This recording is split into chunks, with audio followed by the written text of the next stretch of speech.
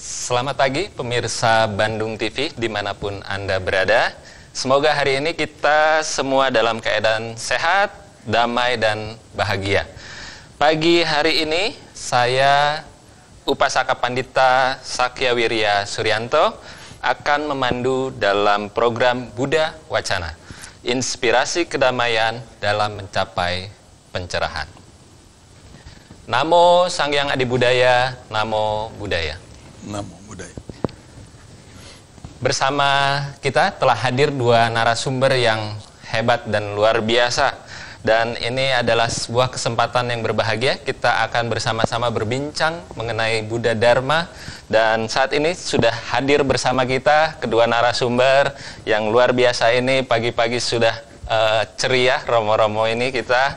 Yang pertama ada Romo Upasaka Pandita Srada Putra Setiawan. Namo Buddhaya, Romo. Namo Buddhaya. Apa kabar, Romo? Baik. Baik sekali.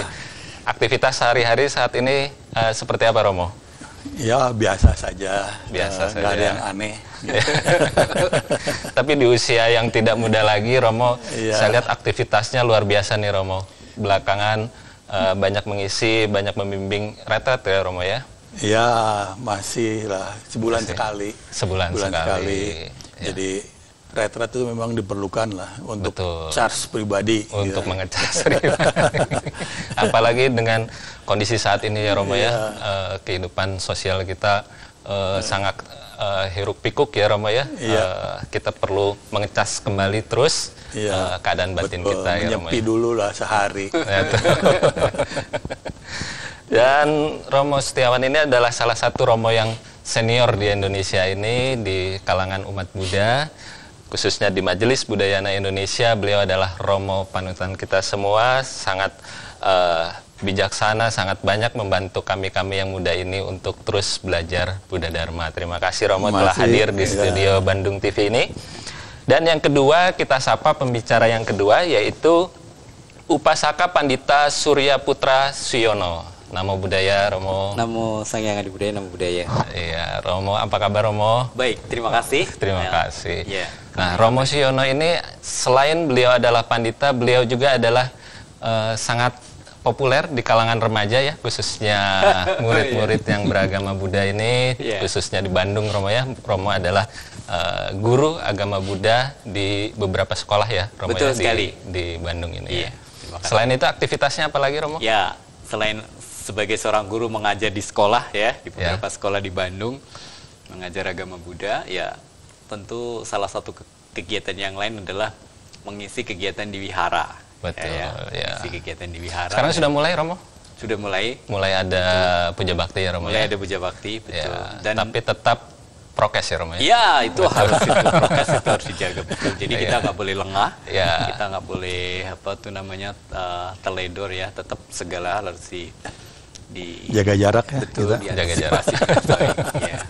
Betul. Dan ada beberapa juga sekolah minggu lewat online gitu online, ya. Untuk memfasilitasi anak-anak yang kebetulan Buddhis dan dia pengen mendapatkan pembelajaran Buddhis. Karena kondisi seperti ini, mau tidak mau kita harus menggunakan cara online gitu. Betul, Romo. Kita harus adaptif dengan ini ya, keadaan kita saat ini. Betul. Ya, pada hari ini tema saat ini berhubungan sekali juga dengan situasi seperti saudara-saudara kita yang lain ya. Tema pada hari ini yaitu puasa dalam agama Buddha. Nah, kebetulan saat ini juga kita akan menuju 1 bulan sebelum kita akan bersama-sama memperingati Waisak ya, Romo ya. Dan kita juga ada tradisi puasa. Nah, sama seperti halnya dengan saudara-saudara kita yang Muslim yang saat ini sedang menjalankan ibadah puasa. Dan bagaimana nanti kelanjutannya tentang apa yang akan kita bahas tentunya akan lebih menarik lagi dengan kedua narasumber kita. Tapi untuk pemirsa jangan kemana-mana, kita akan jeda sejenak.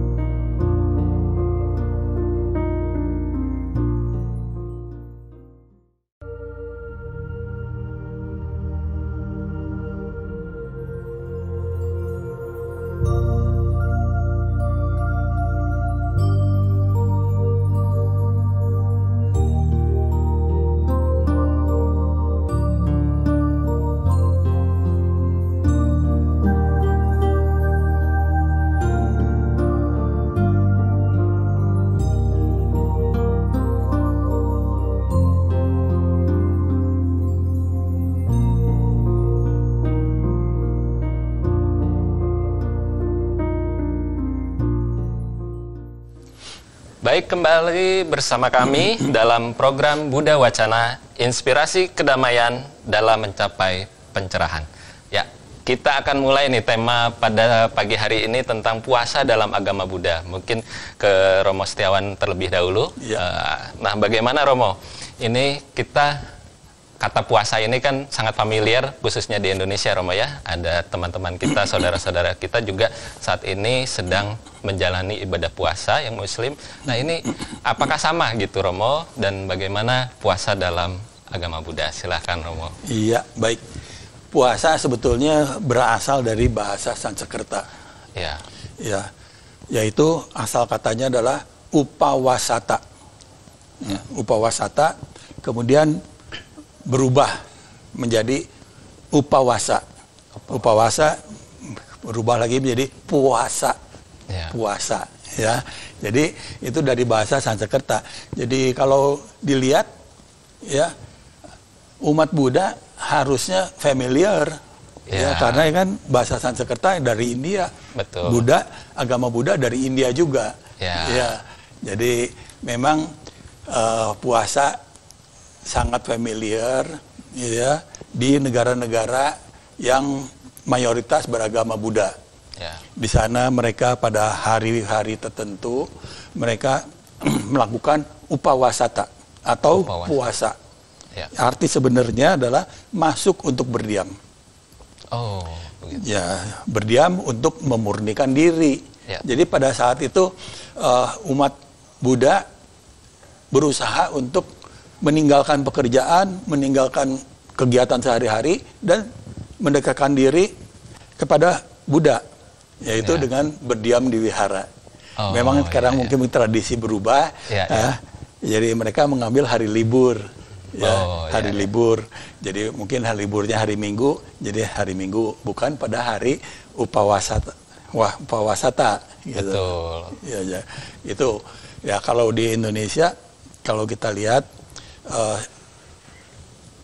puasa itu sepertinya milik teman sahabat kita, saudara-saudara kita yang Muslim. Ya, padahal kita umat Buddha sendiri sebetulnya padahal juga umat Buddha harusnya puasa, ya. menjalankan juga puasa ini. Kita harus belajar juga ya dari teman-teman kita yang Muslim.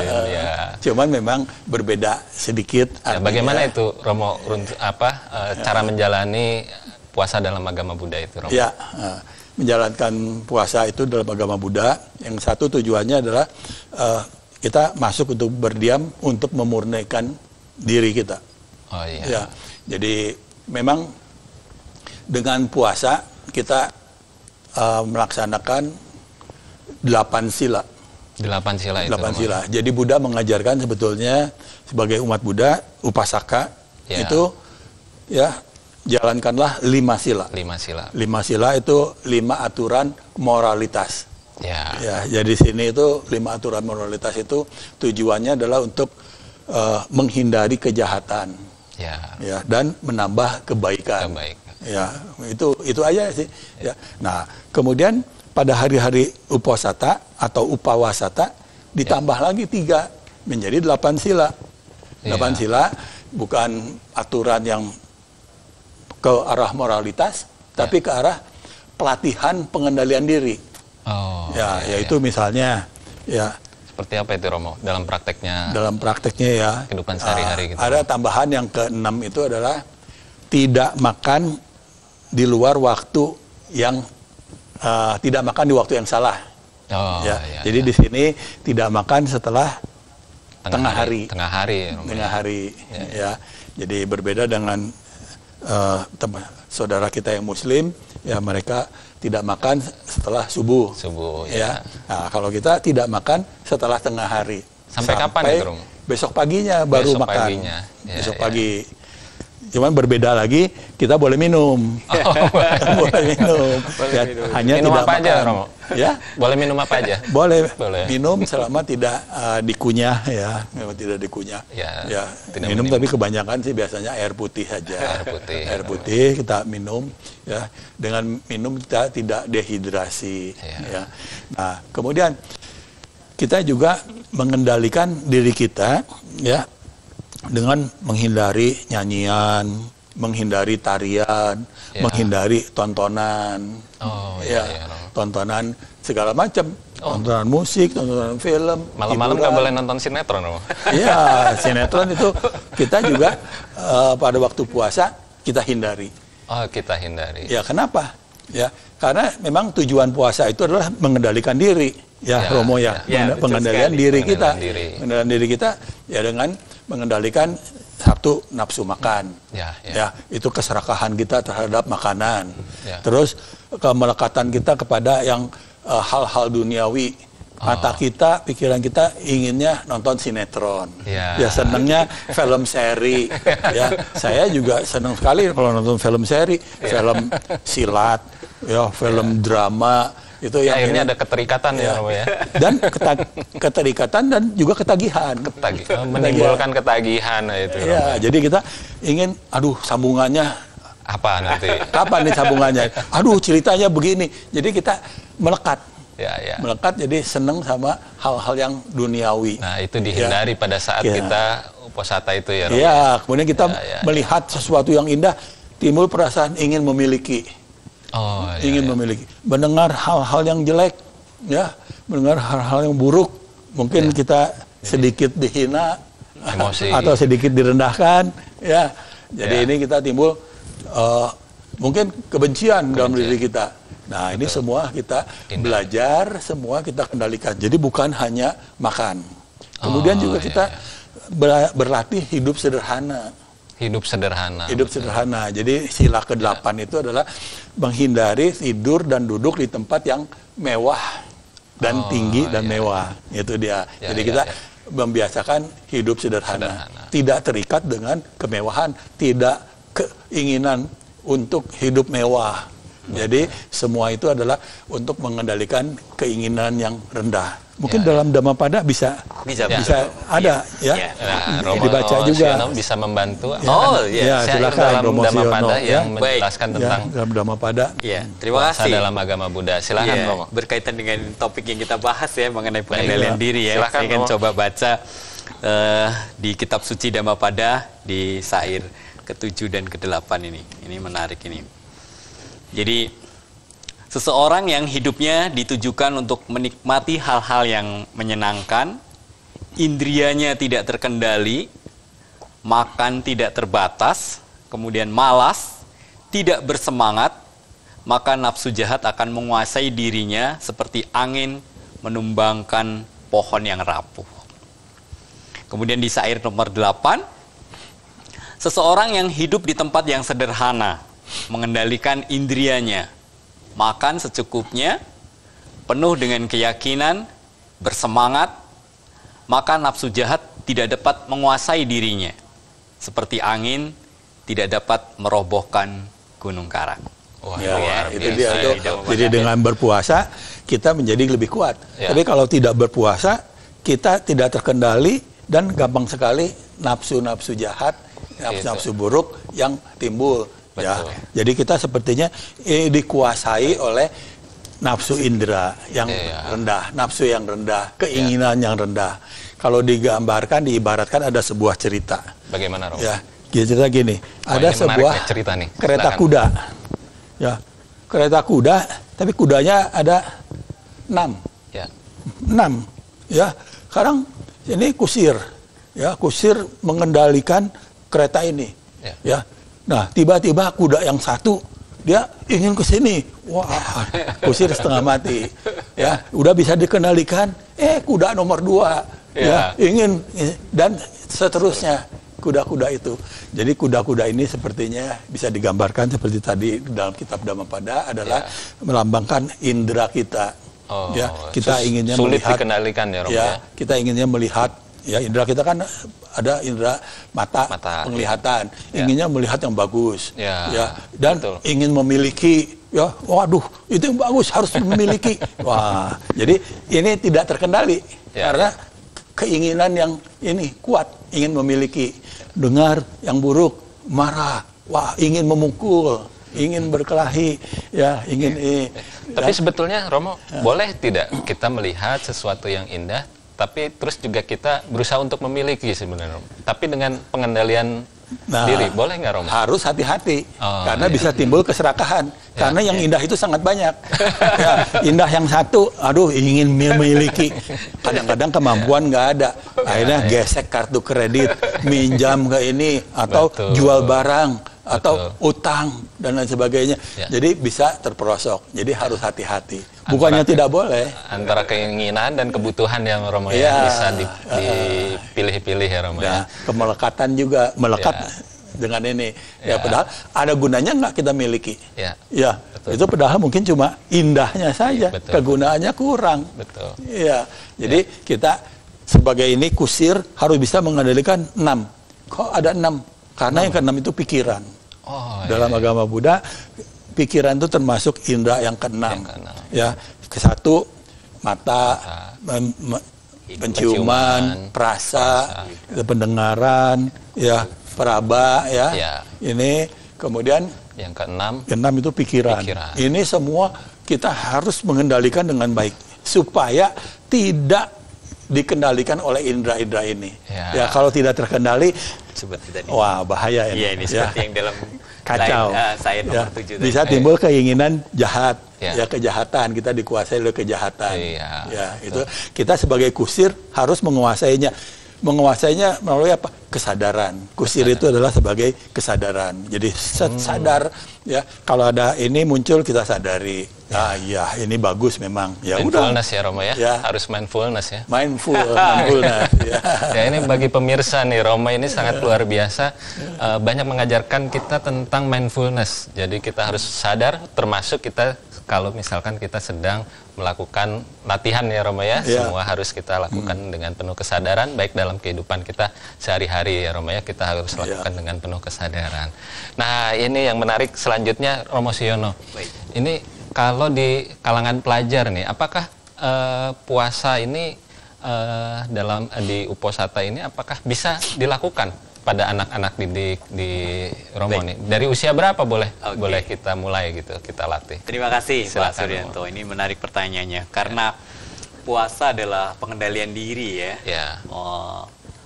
Kita Sang Buddha mengatakan bahwa untuk pikiran kita yang kotor harus di pikiran yang tidak baik itu harus dikendalikan, harus dibersihkan dengan cara, salah satunya adalah dengan cara melakukan pengendalian diri dalam bentuk latihan Uposatha. Oleh karena latihan Uposatha ini adalah sangat bagus, sangat menarik, maka akan lebih bagus bila ini dilakukan atau dipraktekkan oleh anak-anak sedini mungkin. Ya, sedini mungkin. Ya, tentu sedini mungkin. Tapi orang tuanya juga harus sebetulnya harus latihan terlebih dulu ya, Roma. Latihannya harus orang tua juga harus bisa memberikan contoh bisa memberikan teladan dengan baik ya. Jadi sedini mungkin. Tapi karena ini bentuknya sebuah latihan maka mereka namanya juga sebuah latihan. Mereka semampu mereka untuk melakukannya, menjalankannya ya. Misalnya kita beri contoh, karena di Uposatha ada 8 sila yang dilatih. Salah satunya misalnya mengendalikan bahwa pada hari Uposatha yang jatuh pada tanggal 1 mungkin ya nanti ya 8, tanggal 15 dan 23 menurut penanggalan bulan itu setiap bulannya ada 4 hari misalnya. Mereka anak-anak ini dilatih untuk mengembangkan cinta kasih untuk satu, tidak melakukan pembunuhan atau penyiksaan. Tidak melakukan pembunuhan artinya bisa dilatih untuk anak sedini mungkin ya, mereka tidak gampang menyiksa binatang misalnya, tidak menganiaya binatang dan segala macam ya. Atau teman-temannya. Nah gitu ya, tidak mau menyakiti teman-temannya, tidak membuli temannya, tidak membuli. Nah ini itu kan harus penting. Jadi ini sudah anak SD, anak-anak kelas 2, kelas 3, kelas 1 mereka juga harus bisa berlatih seperti itu. Kemudian yang kedua adalah melatih diri untuk tidak mengambil barang bukan milik dia. Itu bisa diterapkan juga kepada anak-anak dari kecil, bahwa mereka harus bisa menghormati punya orang lain ya. Dia tidak boleh mengambil barang punya orang lain, itu tidak boleh. Karena itu pertama itu merugikan orang lain, merugikan makhluk lain. Maka itu sering disebut sebagai satu bentuk tindakan yang tidak bagus. Mereka harus bisa mengontrol itu.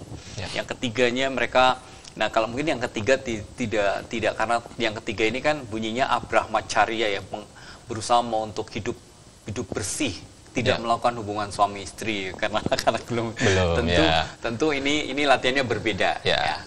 Yang keempat, berkata yang tidak benar. Nah, mereka juga bisa berlatih. Ya. Nah, Romo ini baru keempat nih Romo ya. Ada 8 berarti Romo. Ada 8 nanti ya. Yang 4 lagi kita akan sambung. Selanjutnya kita akan jeda sejenak. Kita ikuti informasi berikut ini.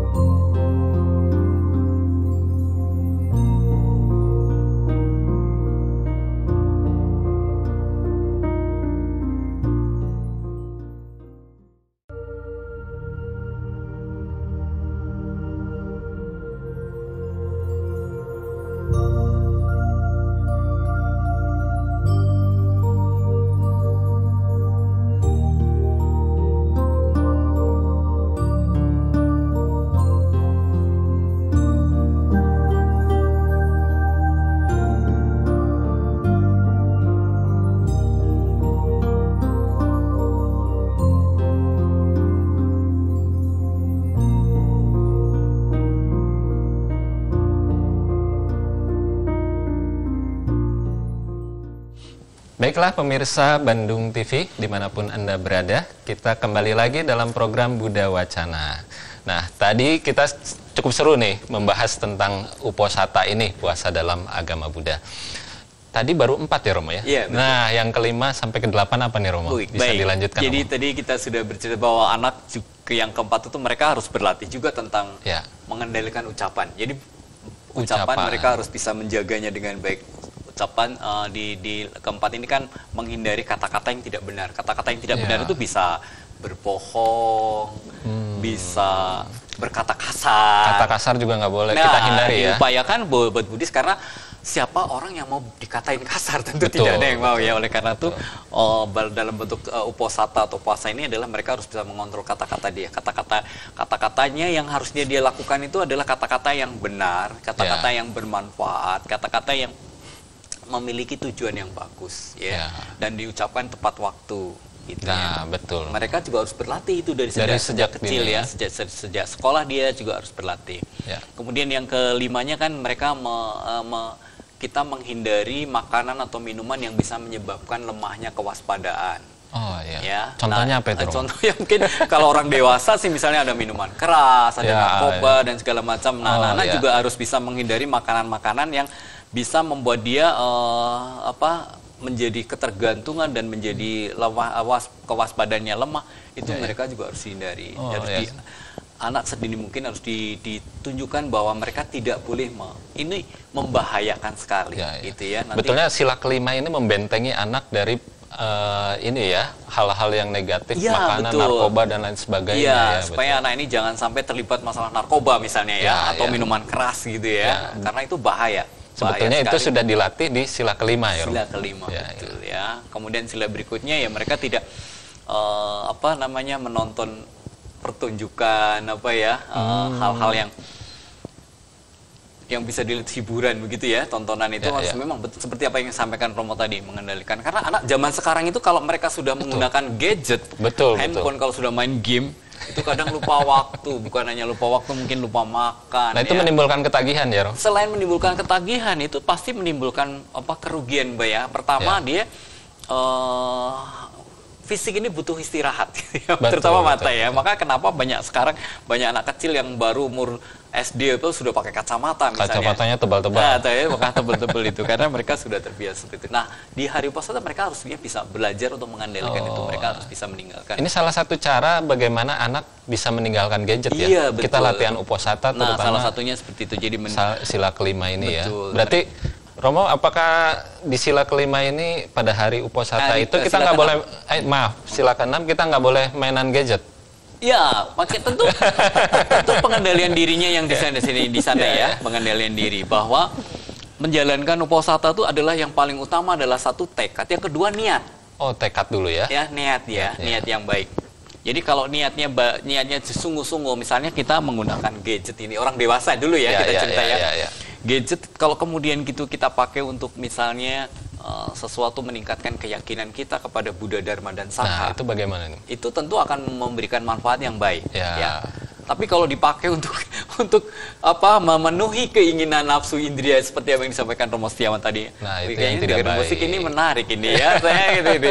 Oh, kalau saya lihat video ini kayaknya menarik ini ya. Saya jadi kalau kita melihat sesuatu untuk meningkatkan nafsu keinginan, meningkatkan keserakahan, meningkatkan kebencian, nah itu sebaiknya kita hindari. Lebih baik kita nonton gadgetnya, lihat YouTube, sesuatu yang bisa Bandung TV. Nah, misalnya kayak gitu ya, misalnya gitu. Meningkatkan keyakinan. Acara Buddha Wacana ini ya. Betul, meningkatkan keyakinan kita pada Buddha Dharma, menimbulkan welas asih kita menjadi lebih berkembang, kebijaksanaan kita menjadi lebih berkembang. Itu saya pikir gadget juga bisa dipakai untuk bermanfaat. Kemudian latihan-latihan yang berikutnya lagi yang paling menarik, soal makan tadi. Betul. Ini makan ini, makan umat Buddha di hari Uposatha itu mereka memang sebaiknya makan jangan sampai lewat jam 12 siang. Jam 12 siang. Ya, makanan ini. Setelah itu mereka harus bisa mengendalikan diri untuk tidak makan sampai besok pagi.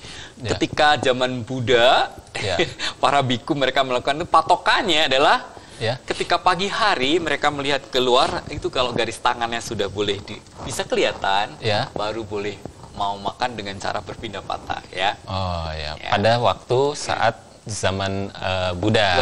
Buddha begitu ya. Nah, kemudian tadi boleh minum, boleh, tapi tetap pengendalian diri. Minum mentang-mentang minum putih boleh, kita minumnya karena lapar kita minum lagi dan segala macam. Tapi ada juga yang lebih mengetrik, Pak, kalau dikunyah nggak boleh. Oh, kalau gitu saya apel, saya jus aja deh. Kan diminum bukan dimakan ya, nggak dikunyah kan. Boleh nggak? Berarti boleh itu dong kayak gitu. Anak sekarang kritis-kritis. Ya, betul, anak sekarang kritis-kritis. Jadi maksudnya itu bukan cara seperti itu ya, tapi maksudnya adalah bahwa Anda harus bisa mengontrol diri Anda dalam bentuk soal memenuhi kebutuhan makanan tadi ya. Itu inti daripada puasa. Kemudian ada lagi yang ditambah ini pengendalian diri.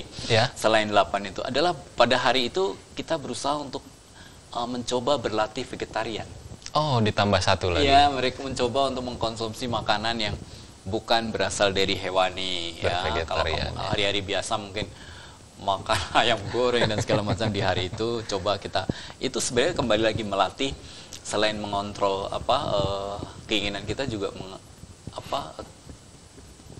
empati kita itu loh, kasih kita, kasih sayang kita kepada semua makhluk, bukan hanya kepada manusia ya, kepada semua makhluk. Itu biar menjadi lebih berkembang. Betul. Nah, ini menarik sekali. Ya, kalau di keluarga saya sedikit berbeda. Silakan. Bukan hanya hari Uposatha. Biasanya kalau hari Uposatha kita jalankan sebagai pandita itu biasa ya. 1 bulan 4 kali itu ya, bulan 4 hari ya. Atau sebulan 2 kali minimum. Pada bulan purnama atau pada bulan gelap. Ya, 2, minimum 2. Tapi boleh tambah pada bulan sabit, 8 dan 23. Setengah gelap, setengah terang ya. Khusus di menyambut hari Waisak 1 bulan ya, saya akan melaksanakan Atasila. Selama 1 bulan. 1 bulan puasa. Tapi keluarga saya, ya, istri dan anak-anak puasanya dengan vegetarian. Oh, tapi masih tetap makan malam ya? Tetap makan malam tapi vegetarian. Jadi biasanya makan yang macam-macam, tapi pada 1 bulan ini vegetarian. Dan kemudian saya 1 bulan ini bulan puasa, ya, menyambut Waisak. Ya, saya tidak menonton TV. Tidak menonton TV. Jadi khusus untuk TV nanti saya nonton. Nah, ini harus ditonton. Jadi TV itu karena gini, TV itu kan banyak hiburannya. Hiburannya jadi film, film. Ya, saya sangat suka nonton film. Tapi di bulan ini dihindari. Di bulan ini saya hindari.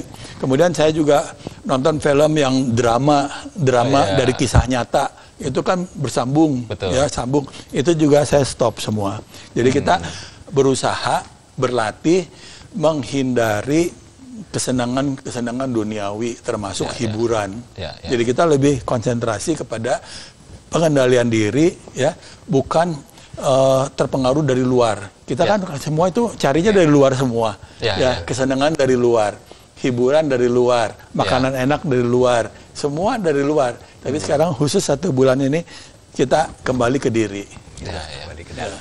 Nah, Romo, itu kan tadi Romo menjalankan uposatha, sedangkan keluarga yang lain hanya menjalankan bervegetarian. Sebetulnya siapa saja sih, Romo, yang boleh melaksanakan uposatha, siapa saja yang boleh melaksanakan latihan bervegetarian itu dalam kurun waktu 1 bulan kita sebelum kita nanti Waisak? Gitu. Ya, sebetulnya siapapun boleh. Siapapun boleh. Siapapun boleh, ya, mau yang pandita, mau umat biasa. Upasaka, upasaka, walaupun belum menjadi upasaka juga boleh aja. Boleh saja, ya. Simpatisan agama Buddha, ya saya bukan beragama Buddha, boleh nggak? Ya boleh, karena ini bukan, temanya itu bukan hanya tidak makan, bukan hanya tidak menonton, tapi juga kita berlatih mengembangkan moralitas kita.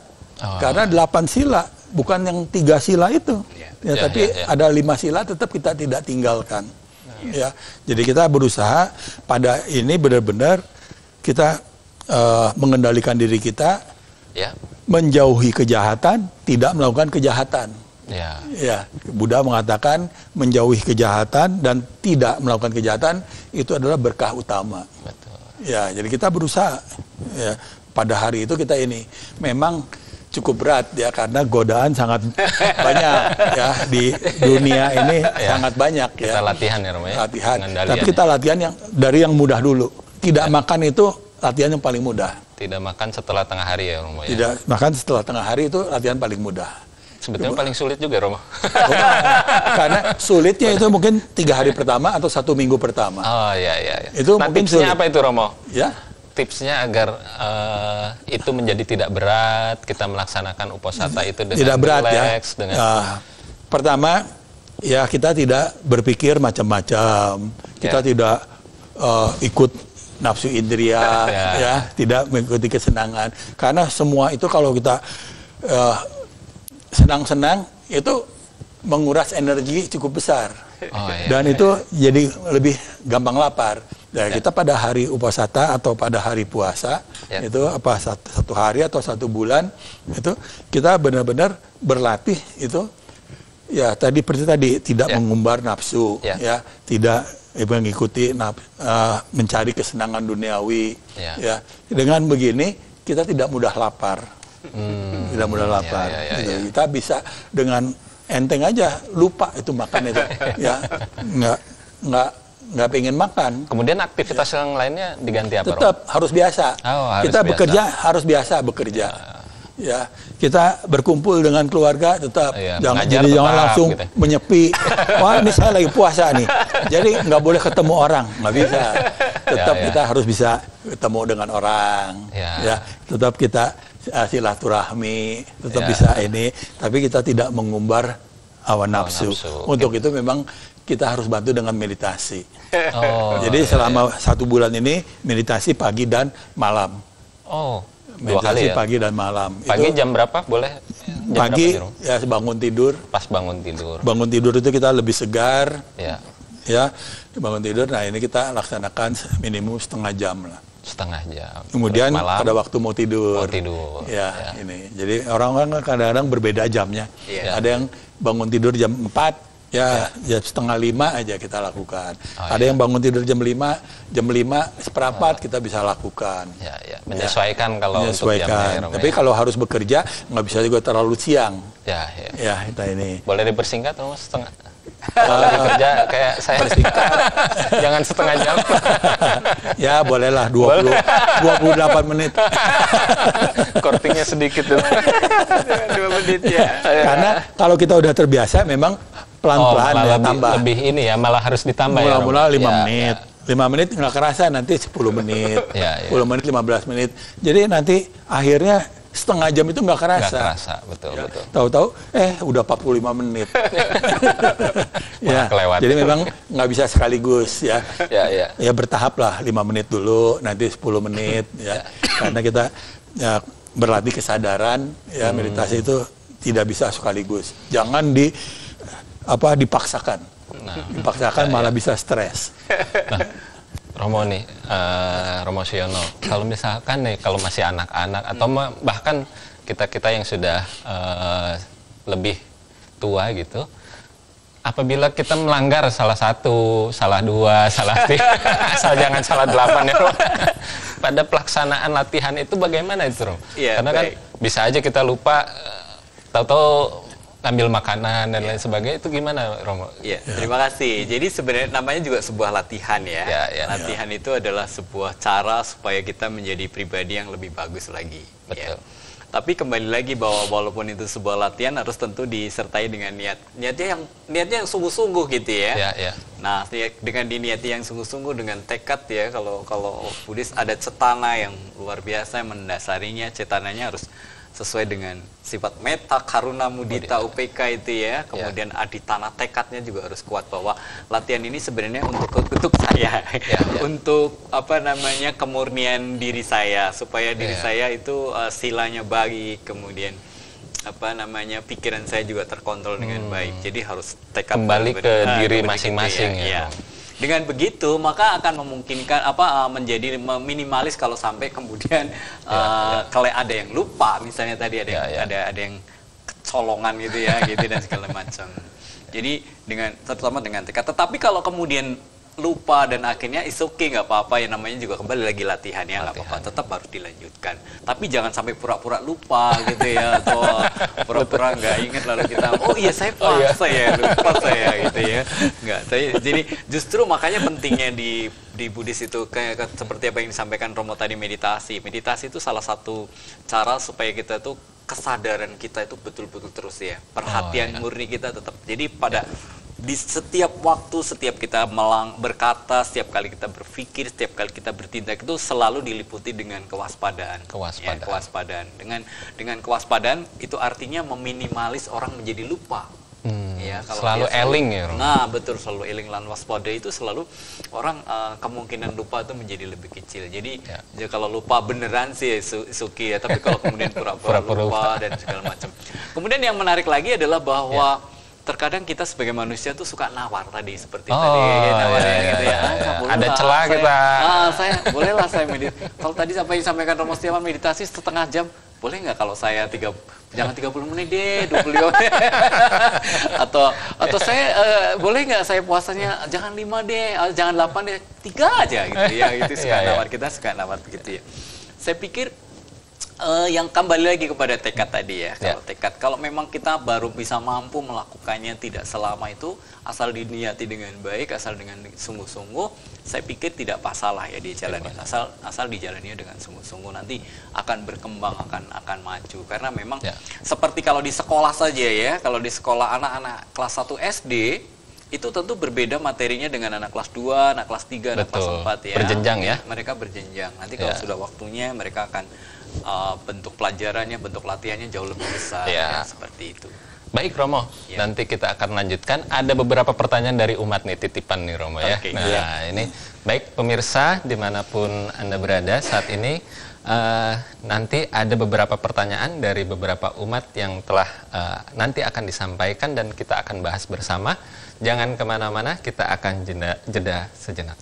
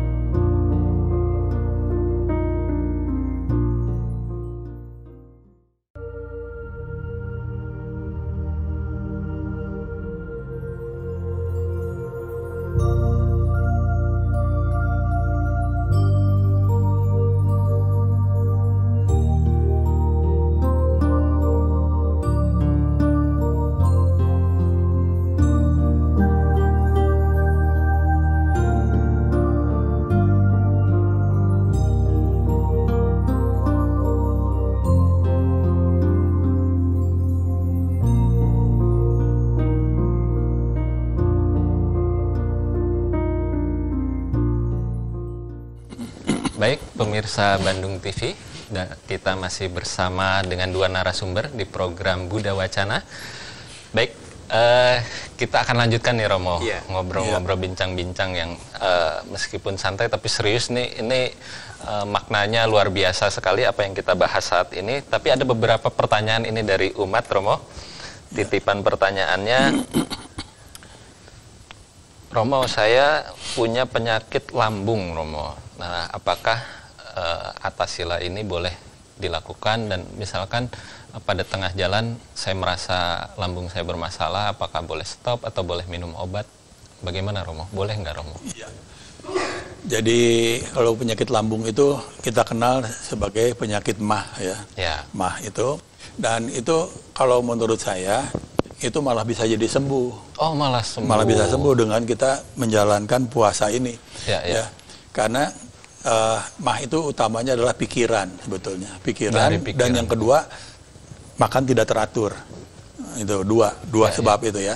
Nah, sedangkan kita teratur kan, makan pagi dan sebelum tengah hari. Dua ini. Cuma malam enggak. Besoknya demikian juga. Ya. Pagi dan tengah hari, pagi dan tengah hari teratur. Teratur, jadi sebetulnya nggak perlu minum obat untuk sakit lambung, nggak perlu, dan dia akan sembuh. Pikirannya sembuh ya. Pikiran juga terkendali. Nggak macam-macam, nggak berpikir aneh-aneh, malah jadi sembuh. Jadi jangan khawatir. Saya juga punya penyakit ginjal. Ya, ginjal saya kurang bagus. Ya, ginjal. Nah, saya bertanya sama dokter, boleh nggak saya puasa? Punya ginjal kreatinin saya 1,9. Ya, fungsi ginjal saya di bawah 40%. Boleh aja. Ya, puasanya kayak seperti apa kata dokter? Ya, tidak makan setelah tengah hari, boleh minum. Oh ya boleh. Karena minum itu perlu buat ginjal. Buat ginjal, jadi nggak ada masalah. Jadi saya udah beberapa kali puasa yang 2 minggu, kadang sebulan, ya. Nggak ada masalah. Yang tanggal 1 dan tanggal 15 bulan purnama nggak pernah ada masalah. Malah lebih luar biasa, malah lebih memberikan energi tambah ya, Romo. Jadi ini bagus sekali ya buat kita ya. Jadi mungkin, bisa menambahkan. Saya. Silakan, Romo. Ini saya berdasarkan pengalaman saya juga bahwa salah satu apa yang disampaikan Romo Setiawan tadi betul, bahwa orang yang sakit MAH itu salah satu penyebabnya adalah soal faktor pikiran. Ya, mungkin orang ini tidak pandai, tidak mahir mengontrol pikirannya sehingga mudah stres. Nah, dengan mudahnya stres bisa menimbulkan asam lambung menjadi meningkat. Itu pengalaman saya waktu saya masih remaja dulu, waktu SMP, yang pada waktu itu saya belum mengenal Buddhis, saya belum dengan baik, saya belum mengenal meditasi dengan baik. Itu saya sering punya sakit MAH yang luar biasa, melilit. Saya sampai bingung ini sakit apa, karena waktu itu saya tinggal di kampung, kemudian saya tidak paham. Belakangan setelah saya mengenal Buddhis dengan baik, kemudian saya belajar meditasi, salah satunya juga belajar puasa itu, tapi yang paling penting meditasi tadi. Tidak pernah kambuh itu MAH. Saya sampai bingung, saya kok nggak kayak dulu, nggak pernah sakit MAH. Di samping saya bisa mengontrol diri saya bahwa diceritakan, oh kamu tuh sakit MAH, jadi yang kamu lakukan adalah kamu harus makannya teratur seperti yang tadi sampaikan Romo. Saya coba teratur itu. Jadi kalau jam 12 siang, misalnya sebelum jam 12 siang tuh biasanya saya sudah harus makan. Sudah harus makan ya, supaya lambung saya tidak bermasalah dan segala macam. Di samping pikiran tetap pikiran. Jadi pikiran. Jadi berlatih uposatha salah satunya adalah menjaga agar pikiran ini terkendali. Itu yang terpenting ya. Tadi. Salah satu manfaat, ada manfaat lain nggak, Romo? Kita melaksanakan uposatha ini, menyambung ada pertanyaan dari umat. Apa manfaat dari kita melaksanakan latihan atas uposatha ini? Ya, banyak sekali tentu manfaat. Manfaat yang paling utama adalah manfaat mengenai secara batin ya, Jadi sifat-sifat buruk yang ada di dalam diri kita, itu sifat loba, dosa, moha, kebencian, keserakahan, kebodohan. Dengan berlatih atas sila itu akan terkikis dengan pelan ya. Kenapa bisa begitu? Kan tadi misalnya soal kebencian saja. Di latihan pertama kita menghindari pembunuhan. Orang melakukan pembunuhan itu biasanya didasari dengan sifat kebencian ya, ketidaksukaan, maka dia ingin menyakiti makhluk lain, bahkan ingin membunuh.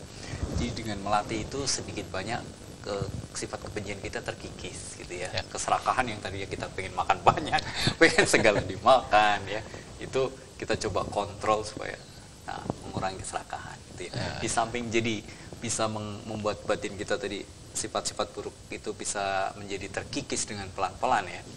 Juga bisa menyehatkan tubuh, menyehatkan fisik. Fisik juga.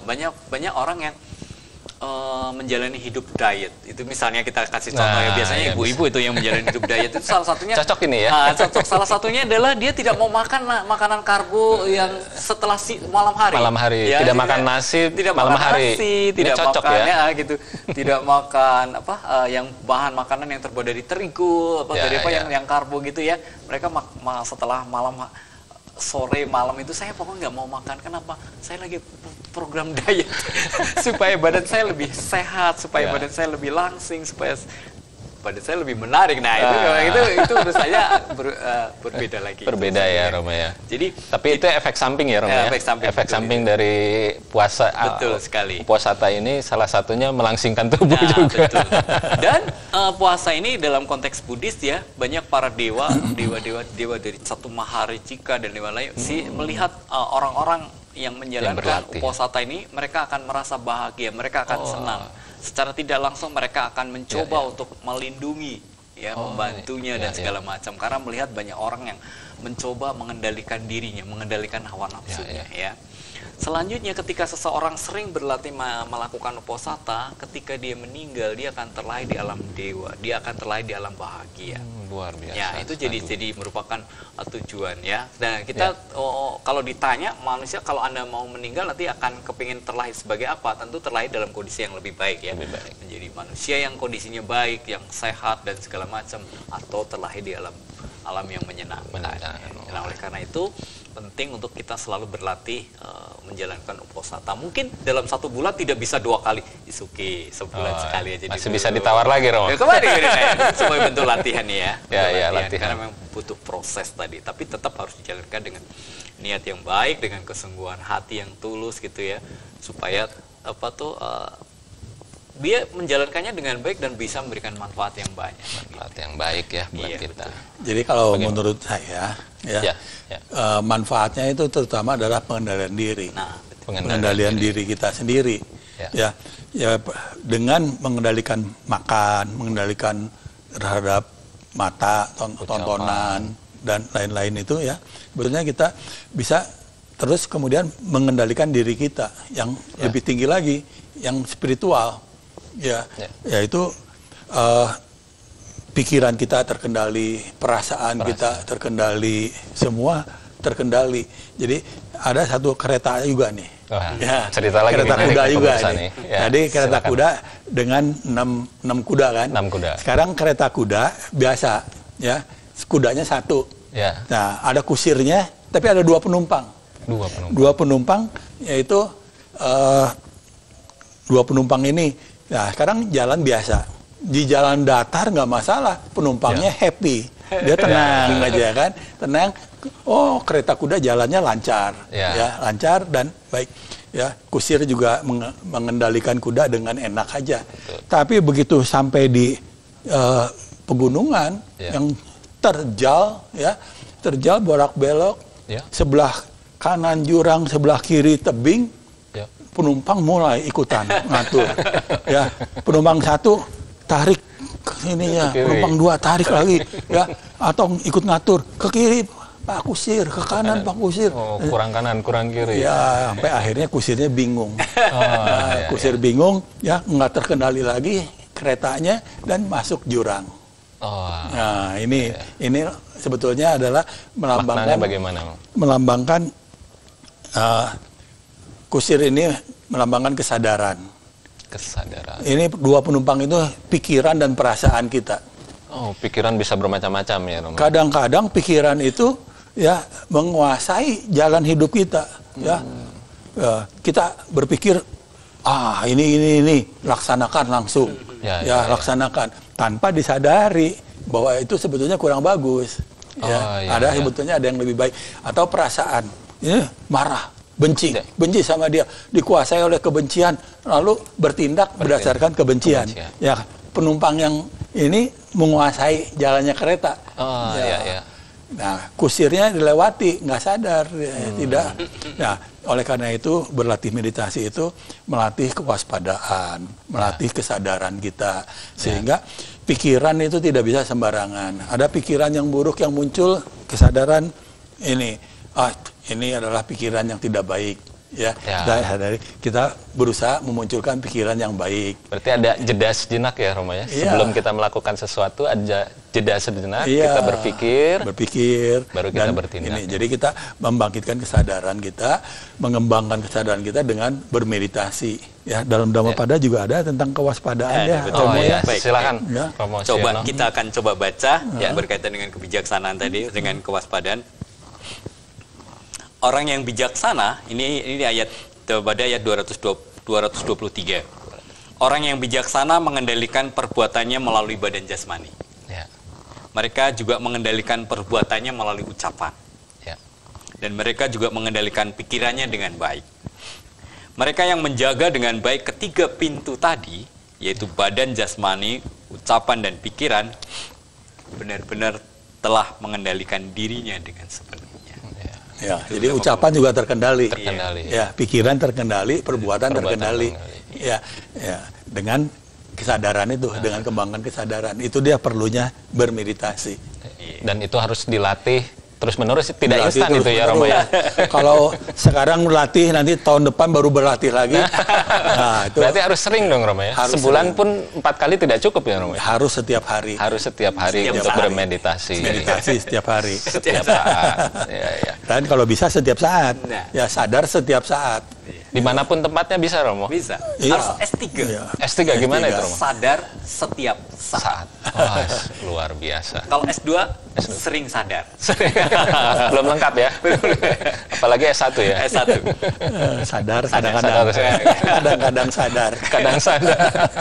S3. Romo. Ini menarik sekali nih Romo. Ini ada pertanyaan lagi nih Romo, nggak apa-apa ya. Kita ada pertanyaan dari umat. Bagaimana Romo kita menjaga latihan uposatha itu pada saat kita bekerja, atau berusaha? Kadang waktu kita di toko, ya ada sajalah sedikit-sedikit bohongnya, tidak seharusnya, misalkan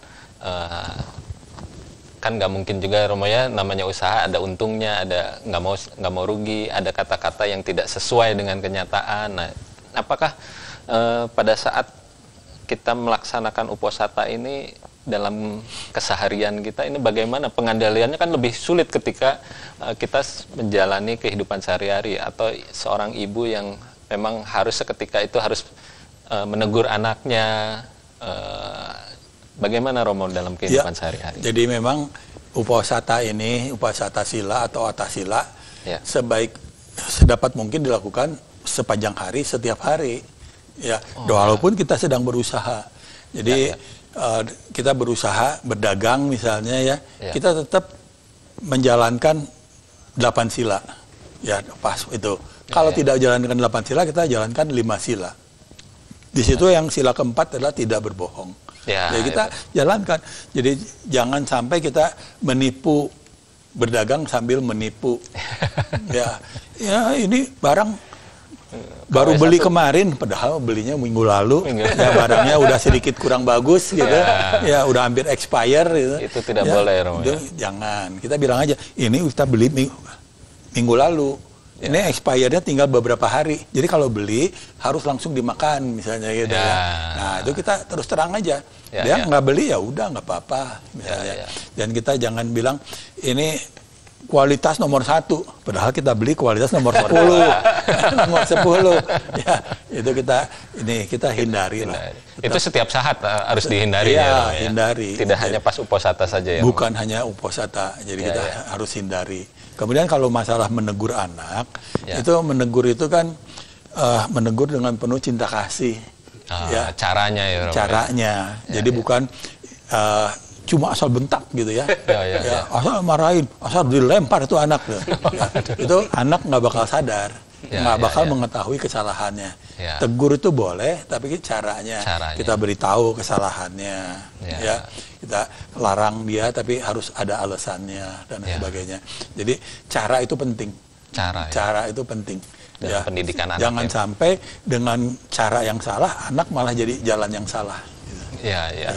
Mungkin yang jadi catatan juga bahwa Pak Suryanto bahwa bukan hanya berdagang ya, dalam segala hal mungkin ya. Yang kan Uposatha ini adalah salah satunya yang mengendalikan kata-kata tadi. Kalau memang kita belum bisa jujur, setidaknya kita nggak boleh bohong. Ya, maksud saya, misalnya kita misalnya kita ditanya produk ini kita jual dengan harga 10.000, lalu ada yang nawar 5.000, Pak, terima kasih Pak, tapi belum kami jual, mohon maaf. Kan bisa saja seperti itu ya, karena memang mungkin harganya belum cocok. Tapi kalau kemudian kita berkata, wah modalnya aja nggak bisa kalau 5.000, padahal modalnya 3.000 gitu. Nah, itu kan berarti dia jelas berbohong ya, Jadi kalau memang kita tidak bisa berkata jujur, setidaknya kita tidak boleh membohongi. Bohong itu artinya kita tidak bisa mengontrol ucapan kita dengan baik. Baik. Ini luar biasa nih perbincangan kita pagi hari ini, Romo, dengan dua narasumber yang hebat-hebat, Romo Setiawan dan Romo Siono. Tapi waktu juga yang kita membatasi pertemuan kita pada pagi hari ini. Dan Romo Setiawan, ada penutup dari Romo, bagaimana tips kita untuk terus berlatih Uposatha ini? Jadi kepada seluruh umat Buddha, marilah kita berlatih Uposatha. Ya, bisa 1 bulan sebelum Waisak, bisa juga pada bulan purnama dan bulan gelap. Ya, kalau belum mampu 8 sila, mungkin bisa 7 sila, atau mungkin bisa tidak makan setelah tengah hari, tapi makan vegetarian. Itu pun salah satu bentuk vegetarian. Itu adalah satu bentuk puasa.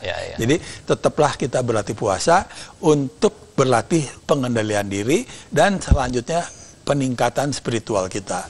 Akhirnya adalah pengembangan cinta kasih dan pengembangan kebijaksanaan. Ya, harus tetap dilatih. Jadi saya anjurkan berlatihlah. Berlatih bersama. Terima kasih Romo atas pencerahannya pada pagi hari ini. Dari Romo Siono, ada yang mau disampaikan terakhir untuk terus kita semangat dalam latihan kita? Betul, terima kasih Pak Suryanto. Jadi seperti apa yang disampaikan Romo Setiawan, karena ini manfaatnya banyak, tentu kita akan coba praktekkan karena saya seorang praktisi pendidikan, ya kita memohon kepada anak didik yang masih dini, itu harus dilatih sedemikian rupa dari awal untuk berlatih, menjalankan latihan latihan moralitas dengan baik, dengan tujuan tadi supaya kita bisa memperoleh manfaat yang bagus. Manfaatnya salah satunya jadi kita kebencian, keserakahan, kebodohan itu mulai terkikis dan kita menjadi lebih terkontrol. Jadi kita bisa memperoleh tujuan hidup menjadi lebih baik lagi. Terima kasih Romo atas pencerahannya pada pagi hari ini. Baiklah para pemirsa Bandung TV dimanapun Anda berada, kita sudah berada di penghujung acara program Buddha Wacana, inspirasi kedamaian dalam mencapai pencerahan. Sekali lagi terima kasih kami ucapkan Romo Setiawan, Anumodana, Romo Siono, Anumodana. Terima kasih atas kehadirannya di studio Bandung TV ini dalam program Buddha Wacana. Untuk itu kami undur diri. Terima kasih atas perhatian dan kebersamaan kita selama 1 jam ini. Kami semoga pada pagi hari ini kita semakin mengerti ajaran Buddha yang indah pada awalnya, pertengahan, dan pada akhir. Dan semoga tayangan ini membawa manfaat bagi kemajuan batin dan spiritual kita semua. Baiklah, saya Upasaka Pandita Sakyawirya Suryanto undur diri. Sampai bertemu di program Buddha Wacana selanjutnya. Namo Sang Hyang Adi Budaya, Namo Buddhaya.